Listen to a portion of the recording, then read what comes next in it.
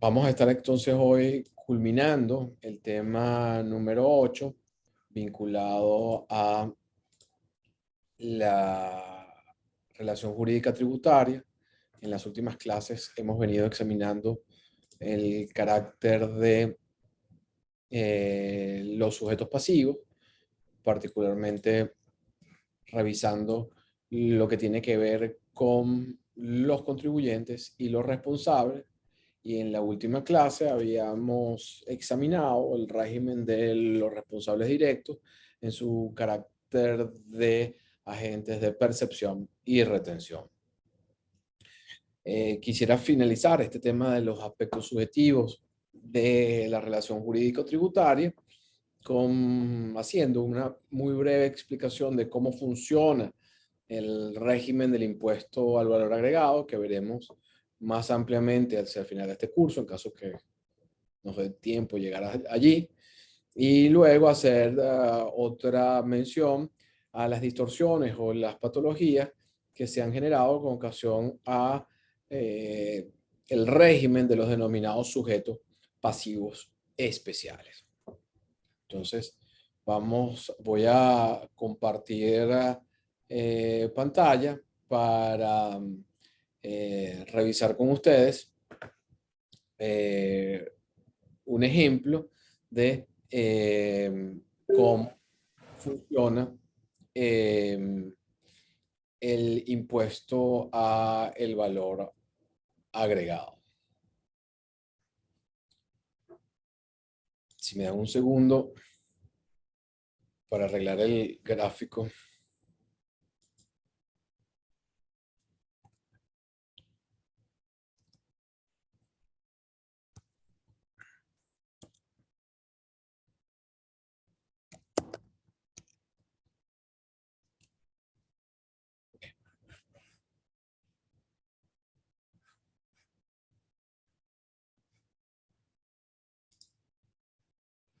Voy a compartir entonces la pantalla.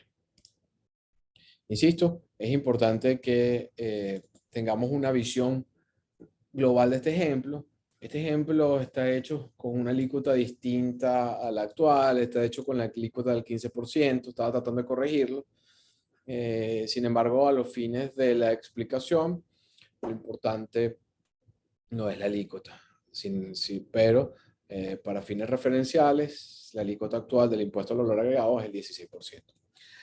Como lo hemos mencionado en otras veces, este impuesto, el impuesto al valor agregado, grava la importación de bienes muebles, la venta de bienes muebles y la prestación de servicios. Entonces veamos cómo funciona el impuesto, que es un impuesto plurifásico progresivo, donde el monto se va trasladando en las distintas eslabones o eslabones de una cadena de comercialización. Entonces, en el gráfico pueden ver que hay un importador que importa una mercancía que vale 1 millón de unidades. Hay unos gastos asociados a esa importación, de manera que el monto total de esa importación es la cantidad de 1.300.000. Asumiendo esta alícuota del 15%, el IVA que tendría que pagar el importador con ocasión a la introducción al país de esta mercadería es de 117 bolívares. De manera que a los fines de su costo, el importador tiene un costo en aduanas de 1.417.000 bolívares, de los cuales 117.000 unidades son ingresadas al CENIAT, al Tesoro Nacional, en carácter del IVA de la importación.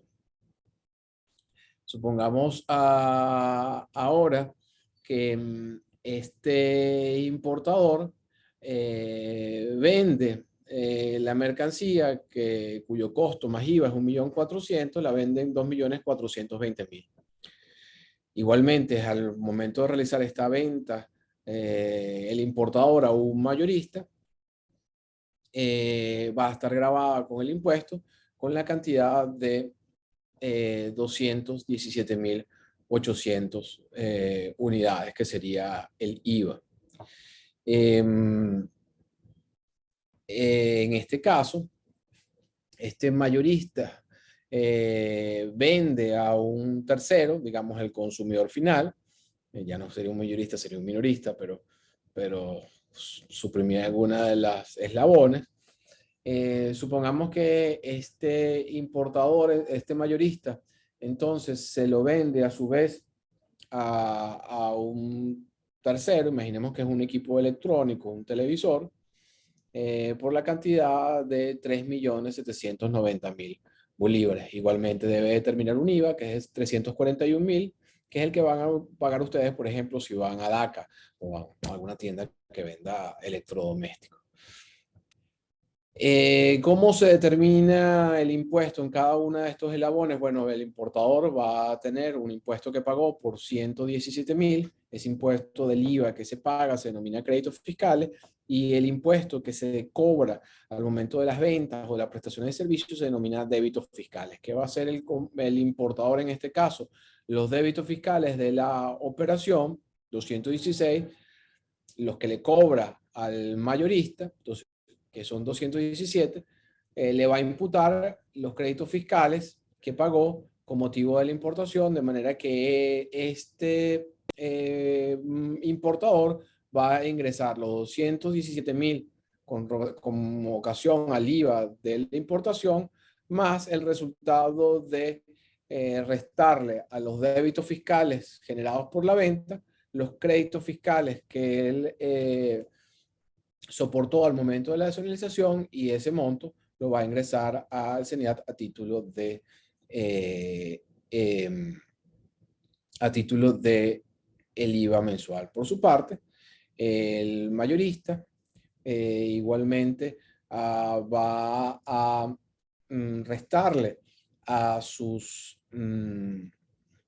eh, débitos fiscales, producto de la operación, los 341.100 unidades, los créditos fiscales que soportó al momento de adquirir esta mercancía, que fueron los 217.800, y va a ingresarle al fisco la cantidad de 123.300. Que podemos ver aquí, que aquí tanto el importador como el mayorista están recuperando el impuesto que pagó en la etapa inmediatamente anterior a su comercialización. Y fíjense, si nosotros pudiésemos un cuadrito aquí, tendríamos una columna al lado derecho al mayorista, tendríamos que, insisto, no sería un mayorista, sería un minorista, tendríamos a el consumidor final, que es el que paga este último IVA, que no tendría la capacidad de trasladar este impuesto. Esta es la manera muy resumida y muy breve cómo opera el impuesto al valor agregado. De manera que bajo estas premisas, algunos autores han negado la cualidad de contribuyentes a los sujetos pasivos del IVA que tienen la posibilidad de transferir la carga económica del impuesto a los siguientes sujetos en una cadena de comercialización. Y más que atribuirle el carácter de auténticos contribuyentes, han dicho que son responsables, porque fundamentalmente están eh, eh, eh, recuperando en las siguientes eslabones de la cadena de comercialización el IVA que ellos soportaron. Recordemos, por ejemplo, que el importador recupera del intermediario el monto del impuesto que él pagó con motivo de la nacionalización de la mercancía. Por su parte, el intermediario recupera del consumidor final el impuesto que a su vez trasladó el importador a este intermediario con motivo de esa operación. En este sentido, entonces, para algunos autores, estos sujetos en la estructura del impuesto al valor agregado no tendrían auténtico carácter de contribuyentes, sino de responsables, porque tienen derecho a deducir en este juego de débitos y créditos fiscales las sumas que soportaron y de los siguientes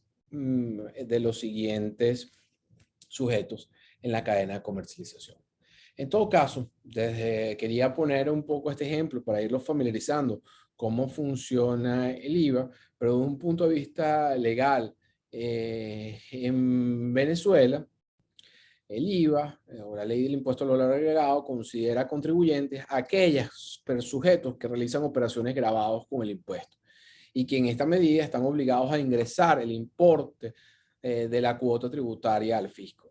Recuérdense que la cuota tributaria que van a ir ingresando cada uno de los miembros, o cada uno de los sujetos de esta cadena de comercialización es la diferencia entre la diferencia que resulta de imputarle los débitos fiscales por las ventas o las prestaciones de servicios, los créditos fiscales por la compra de bienes y servicios. De manera que a los fines de la ley del IVA se deja a un lado estas consideraciones de naturaleza técnica, es decir, que cada uno de los eslabones en la cadena de comercialización del IVA trasladan al eslabón siguiente el impacto económico del impuesto que lo termina soportando el último eslabón, que es el consumidor final, que hemos dicho que es un contribuyente de facto, si se acuerdan la clasificación de contribuyente de iure y contribuyente de facto. A los fines legales, estrictamente legales, estas consideraciones se dejan a un lado y se consideran que son contribuyentes del impuesto al valor agregado aquellos que realizan operaciones gravadas, importación de bienes, importación de bienes muebles, venta de bienes muebles y prestaciones de servicios, y que en consecuencia están obligados a ingresar la cuota tributaria, independientemente que ese impacto económico haya sido resarcido al trasladar el impuesto al siguiente eslabón en la cadena de comercialización. El otro punto que me gustaría revisar con ustedes es el que tiene que ver con la denominada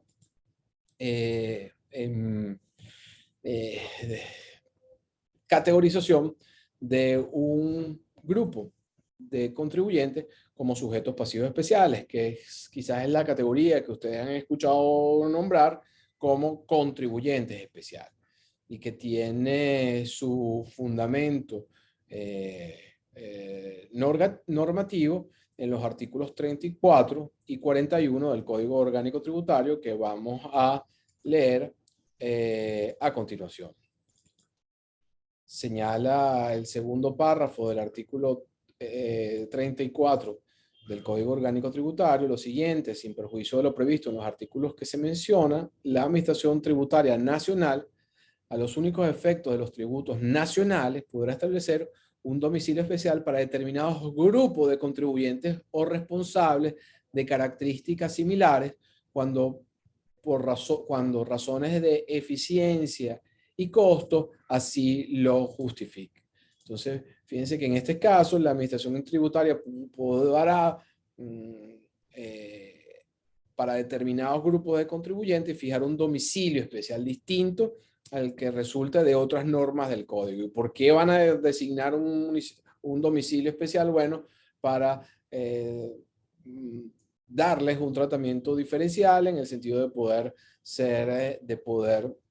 vigilar más adecuadamente el cumplimiento de sus obligaciones tributarias, tomando en cuenta, por ejemplo, que el volumen de ingresos de estos sujetos son superiores al de la media.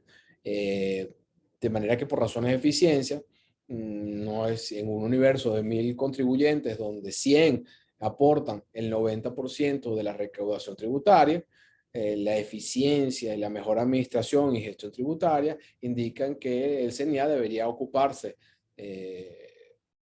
privilegiadamente estos 100 que generan el 90% de la recaudación, lo que no implica descuidar a los 90 contribuyentes restantes, pero una atención más eficiente de la gestión tributaria implicaría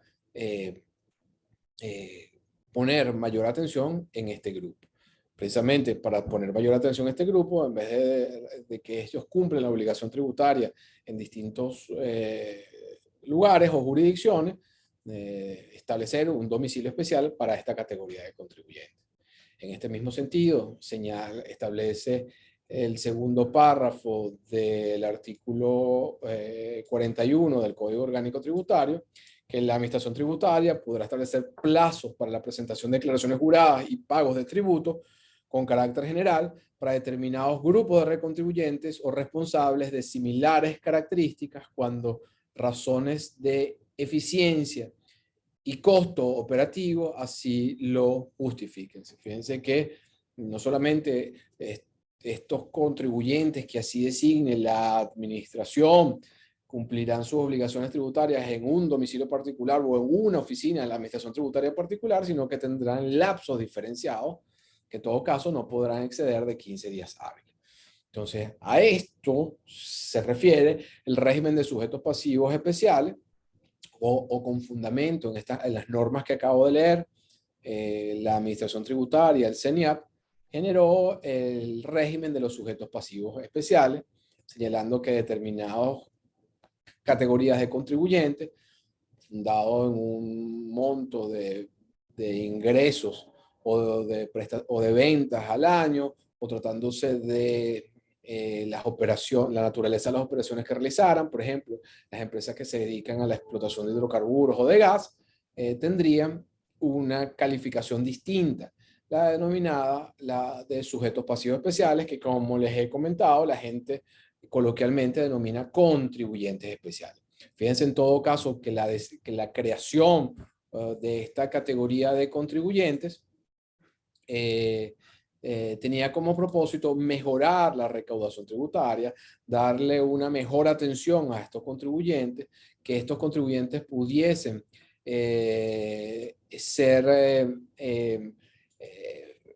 tener un mayor control y fiscalización sobre esta categoría. No obstante, en el tiempo, esta categoría de sujetos pasivos especiales se ha desvirtuado. ¿Desvirtuado en qué sentido? Bueno, que originalmente estos sujetos, esta categoría que estaba dirigida a mejorar la recaudación tributaria y hacer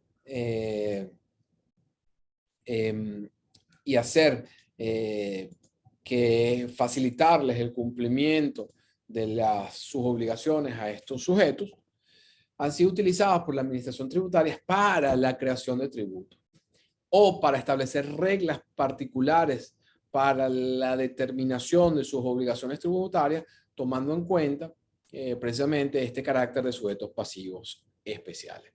Así, por ejemplo, la actual, muy discutida reforma de la ley el impuesto a las grandes transacciones financieras, hasta la reforma actual, tenía como contribuyentes a las personas jurídicas calificadas como sujetos pasivos especiales. La reforma de la ley del impuesto sobre la renta, que tuvo lugar en el año 2005, se excluyó se excluyó del régimen de ajuste por inflación a los denominados sujetos pasivos especiales. El Código Orgánico Tributario, como lo veremos en su oportunidad, tiene un régimen de imposición de sanciones distinto en el caso de incumplimiento de deberes formales, cuando se trata de sujetos pasivos especiales. Ahí el régimen de retención del impuesto al valor agregado descansa sobre los denominados sujetos pasivos especiales. Y así, muchísimas normas de carácter no solamente vinculadas a la responsabilidad, sino al carácter de contribuyentes, versan sobre esta denominada categoría de sujetos pasivos especiales, con lo cual se desvirtuó su intención original para ahora convertir a los sujetos pasivos especiales en objeto de imposición individual, aparte, distinta al régimen de los demás contribuyentes. Ya nosotros pudiésemos inferir que cuando se emplea la categoría de sujetos pasivos especiales para que solamente este grupo sea un objeto de contribuyentes de un determinado tributo, bueno, hay una violación del principio de generalidad que vimos cuando revisamos los aspectos constitucionales de la tributación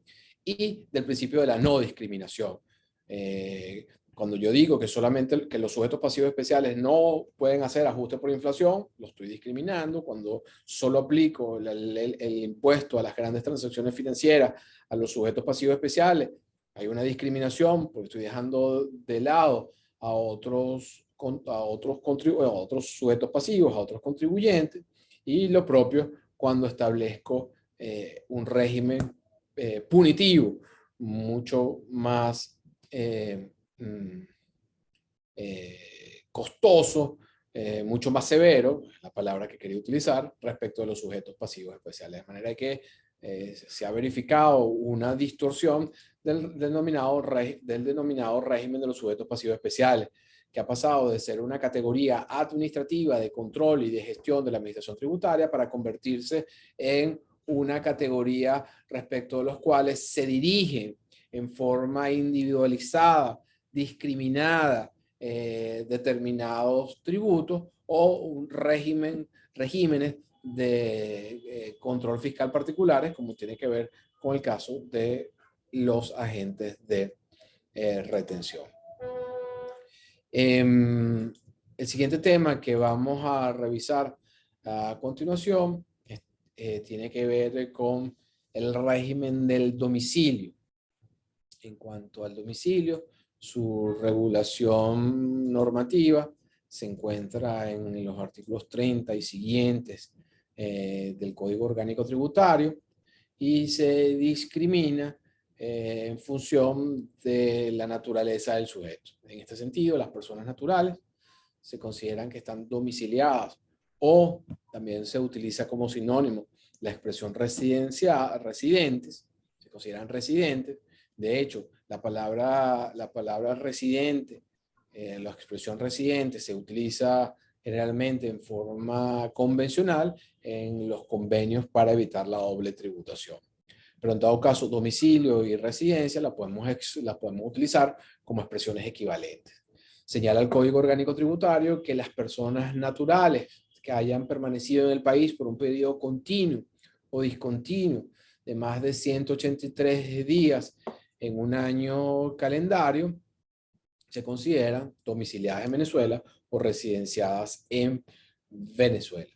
Fíjense que el elemento determinante para considerar a una persona domiciliada a los fines tributarios, esto no tiene que ver con el tema de inmigratorio ni de nacionalidad, y es importante que lo veamos así, es que se transcurra físicamente en Venezuela, esa persona esté en Venezuela por un periodo continuo o discontinuo de más de 183 días. Igualmente, los 183 días es un patrón, una medida que utilizan la mayoría de los países para vincular a las personas naturales con la jurisdicción fiscal de un país. Parte de esta medida estándar globalmente de los 183 días, a los fines del Código Orgánico Tributario, se consideran domiciliados en el país los que hayan permanecido 183 días en forma continua o discontinua en el ejercicio inmediatamente anterior a aquel en el ejercicio inmediatamente anterior aquel en el cual eran residentes fiscales. Entonces, el segundo de los elementos es que hayan permanecido en el país por un periodo continuo, discontinuo de más de 183 días en el año inmediatamente anterior al ejercicio actual. Voy a compartir la pantalla para revisar estos dos supuestos con el whiteboard.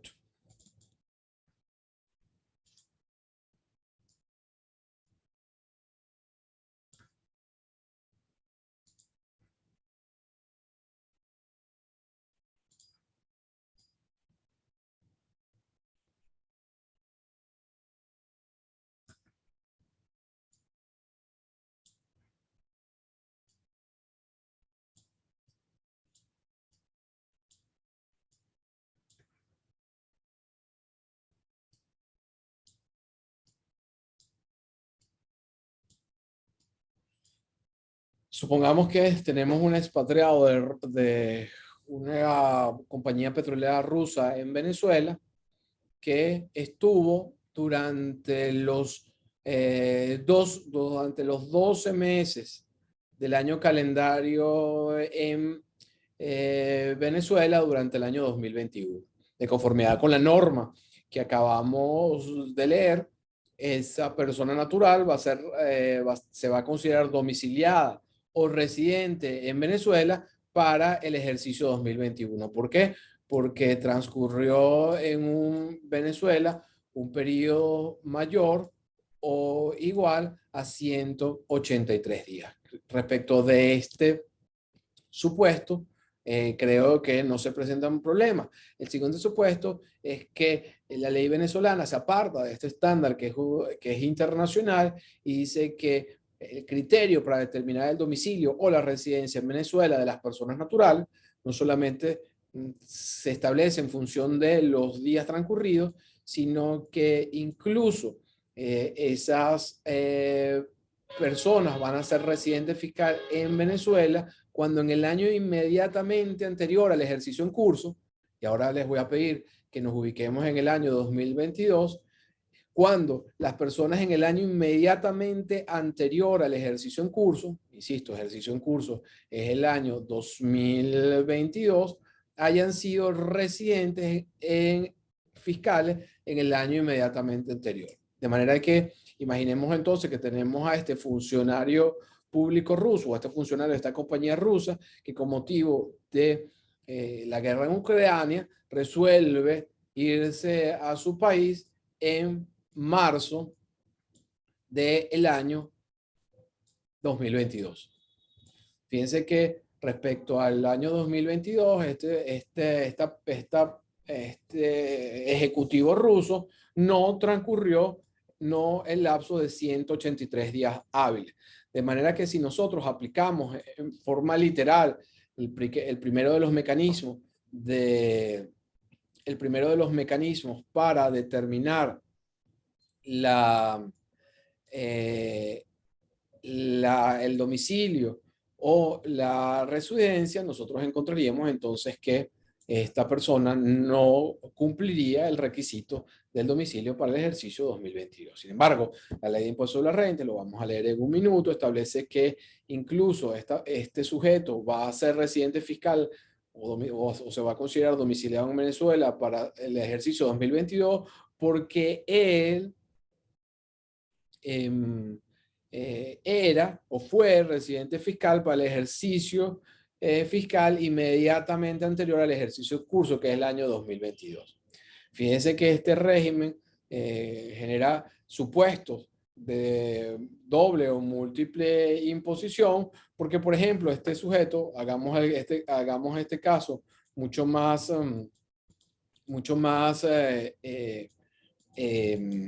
dramático. Imaginemos que este señor, en vez de irse en marzo, se hubiese ido el 1 de diciembre del año 2021. Es decir, que ni siquiera estuvo físicamente ningún día en Venezuela. Ahora no estuvo ningún día en Venezuela en el ejercicio 2022. Este señor se fue el 1 de diciembre del año 2021. Pero para el 1 de diciembre del 2021 ya él había superado el límite de los 183 días continuos o discontinuos que prevé el régimen, que prevé el Código Orgánico Tributario. De manera que este sujeto, a los fines del domicilio o de la residencia, a pesar de no estar físicamente un día en el país en el ejercicio 2022, se va a considerar residente fiscal en Venezuela para el ejercicio 2022. ¿Qué es lo que va a pasar?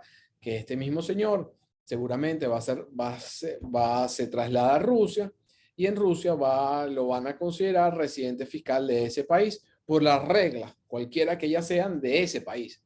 De manera que a los fines, por ejemplo, del impuesto sobre la renta, este ejecutivo ruso va a pagar impuestos sobre la renta en Rusia porque se considera domiciliado en ese país por los ingresos que tenga en la compañía petrolera, pero además se va a considerar domiciliado en Venezuela y va a tener que pagar impuestos por los mismos ingresos en nuestro país atendiendo a este régimen que les acabo de referir, en que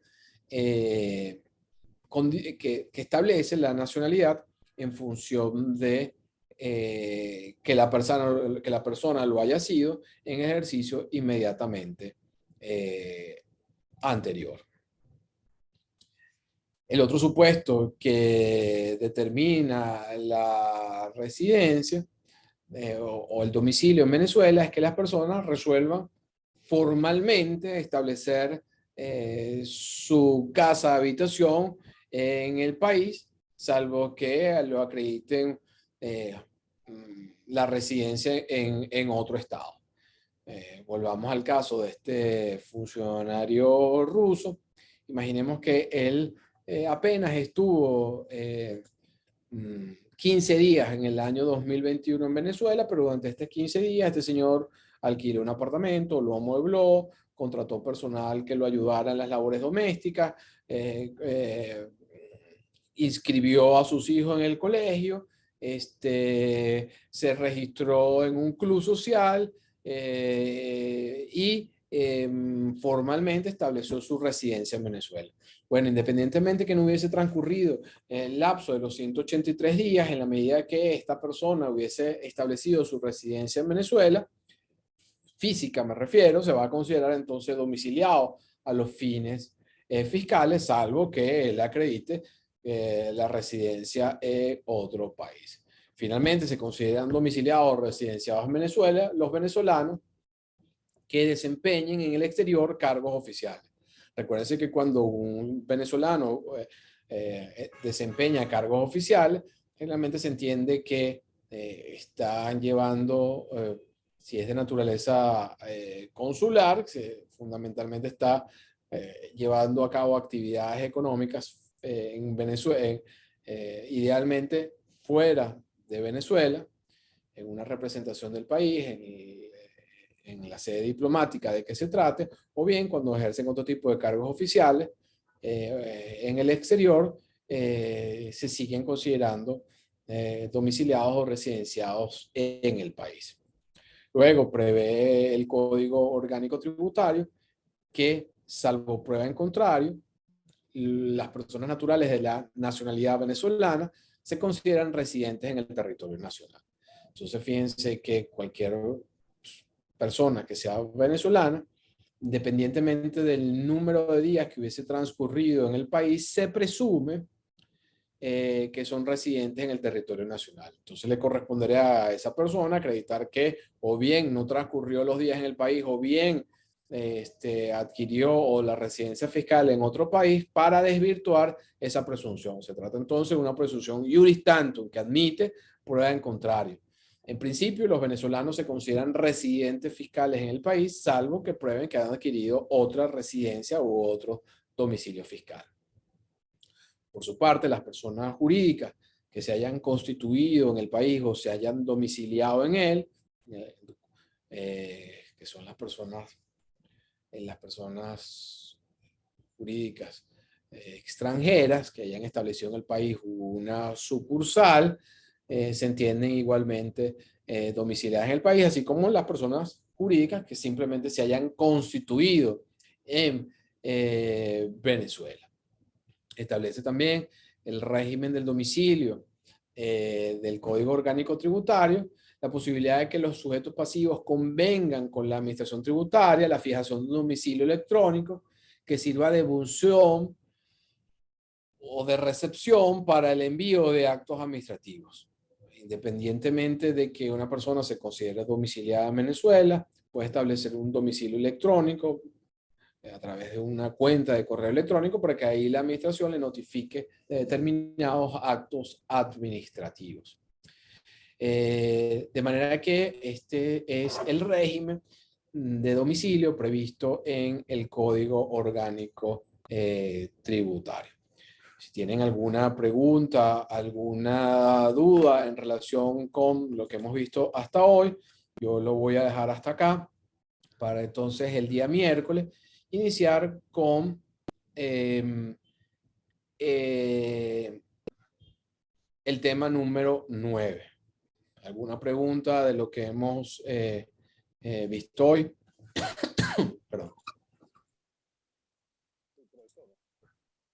Una persona tiene su domicilio fiscal en un tiempo determinado ante los 183 días, se muda varias veces a varios estados. Este, algo implica, algo le recaería, tendría que pagar lo mismo.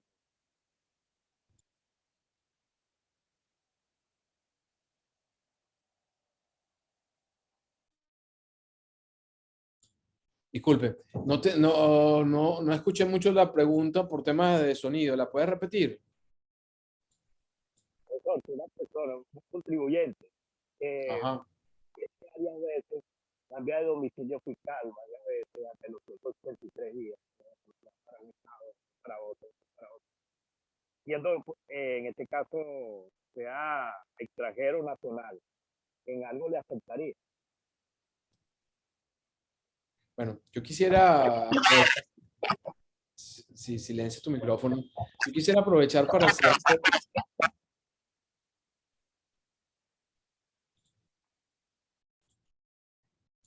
yo quisiera aprovechar para tu pregunta para hacer.